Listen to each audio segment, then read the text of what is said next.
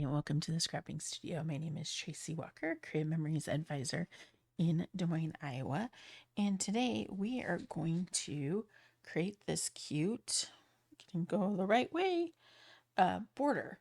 What I love to do is I always have like little bits of paper left over, like whether it's a small strip or a bigger strip. I like to make these scraps borders, or strip borders is what I call them. And this is a 2.5 inch. I just put it on the back of one of the cover sheets from this was Deeper in the Woods cover sheets. And then these are all at a 30-degree angle. You can do them straight up, or you can do at different angles. And I have done ones where, I'll go this way for a while, then I'll switch and then go back and forth. But I really like making these.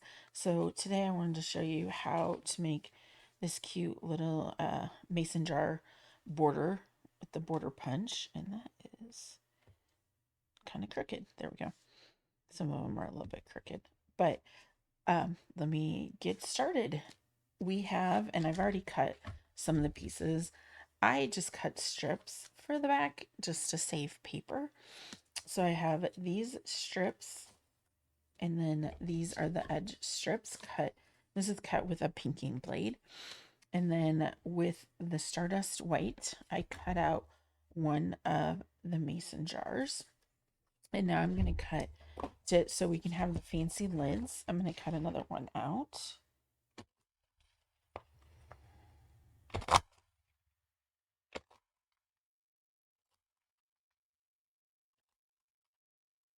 Right, that is perfect. Now I can, if I wanted to keep kind of the inside parts, I'm going to push those off to the side, but I don't need this. All right, and then I'm going to use these scissors. I need to get these cleaned, and I'm just going to trim off. And I found the easiest way to actually do this is just do it as you go, because I haven't had a tendency to get things stuck to other things. So I'm just putting a little bit of repo on the very top of every single one of these. And then I'm just going to go in and add these.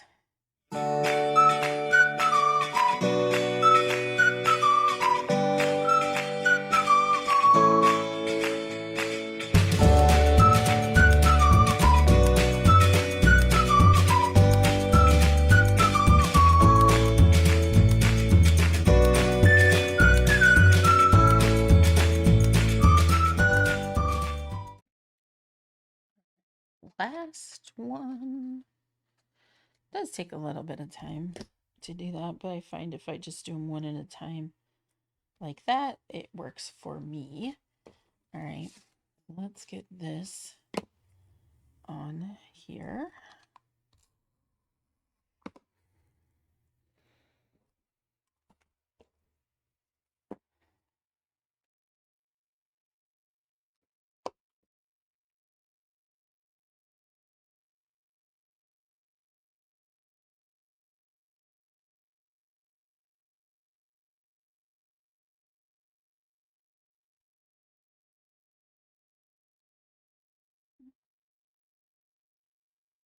So the border itself is 2.5 inches. And when I trimmed this, that's kind of, yeah, I trimmed it at 1.3 inches. So when I went in to cut this, the tops are cut off, but it was an inch. It did it at 1.3 inches and then trimmed it for that size. If you're looking for that size, I'm going to throw. All right, and this is the border strip sticker, which is like a rope. If you don't have these stickers, you can use a border punch. You could use rickrack. You could use, there is a rope border punch as well, or you can use a strip of wood green paper that came from Wonderful Day or from Deeper in the Woods for that. And then what I'll do is I'm just going to run some repo down this, flip it over, and this is how I just kind of match it the way I want it to, and then press, and then do the other side.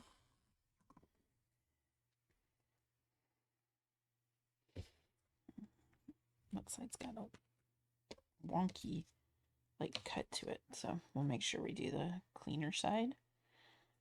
And often the cardstock is a little bit longer. We can trim that at the end. Now we're gonna do this. I know some people, you can cut full strips of paper, but I just cut these like an inch or an inch, and I think the blue is an inch and the other is 3/4. That way I can save on paper. And then not as thick, and then so it ends up being about a 3-inch border. So I'm got about a little bit more than 1/4 of an inch for that. So now we're going to, and this is another little bit tedious part, is we're going to fill in the jars with, and I cut these ahead of time with this. Now you could also just cut little pieces, little squares, and then put them behind them if you don't want to punch out another one, but I feel like this is the fastest way for me to do it. And then I just put a little bit of repo on it and then go from there. And this is why my mat gets so dirty and stuff is stuck to it. But these, you can wash them with soap. I also just use my rubber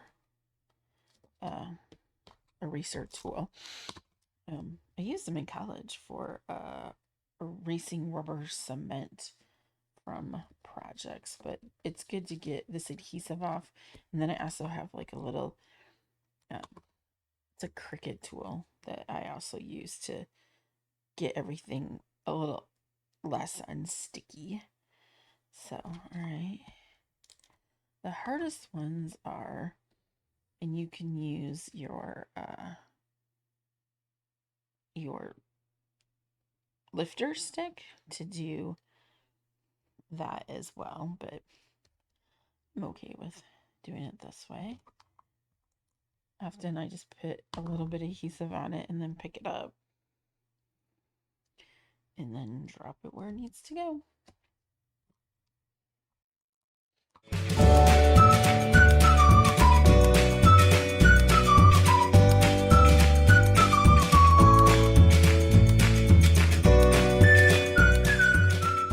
Right, then you can just take your finger and kind of gently rub away the repositionable tape runner that you used from before. Try and even things out.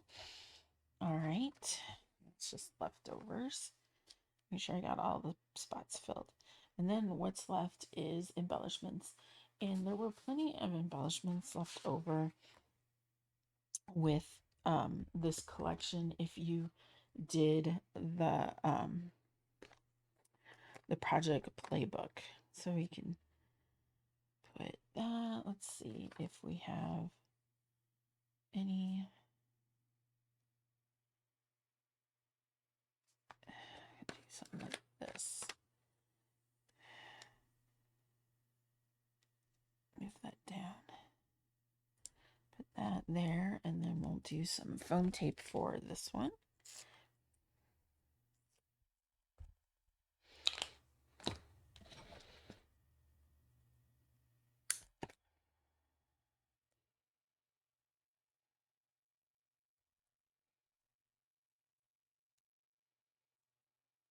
And voila. Let's see. Try and put that up there a little bit. All right, and then you've got 2 borders. Like I said, this is going to be a little bit long, so we're going to do some trimming. on those. There we go. You can trim them by hand or trim them with that.